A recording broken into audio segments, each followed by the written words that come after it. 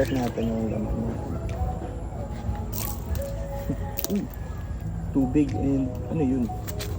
This is Anipenthus, a pitcher plant. A really big pitcher plant with big leaves. Leaves na. So, and kaya tayo may patungan dito kasi papatong natin what we are going to do is to cut those leaves. Patanggalin natin. Tapos yung mga dead pitchers. By the way, ito yung mga pitcher din. Kita ba? Kita ba dito sa kabila? And meron dito. So, may laking pitchers dito. Natapo na yung tubig. Isa to ba?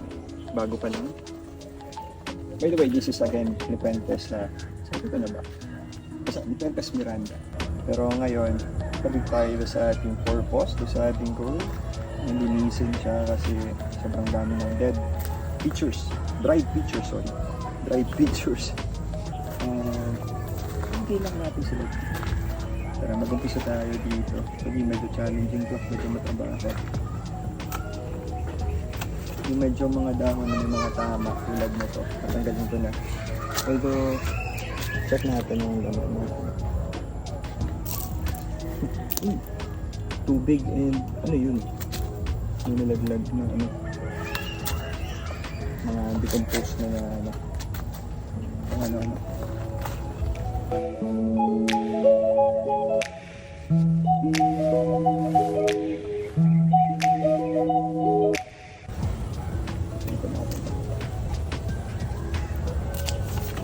Sorry.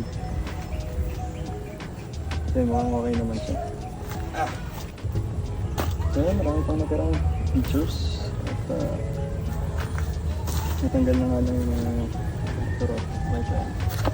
So ganun lang. Kasi once natanggal yun yung mga dahon, makikita nyo na yung media niya is konti na lang, madali na siyang madry.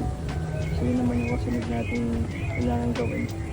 Pero sa nga na yun, kasi hapon na, gabihin tayo. So yun, ito na ngayon yung Lepentes sa Miranda after natin guys. So yun lang, once again, thank you for watching our videos and follow us on various social media platforms, YouTube, TikTok, ano ba? Page, Facebook page, and IG. Yun lang, maraming salamat. See you on our next video. Pag-isipan ko kung sasiyo ulit ako. I doubt. Bye-bye.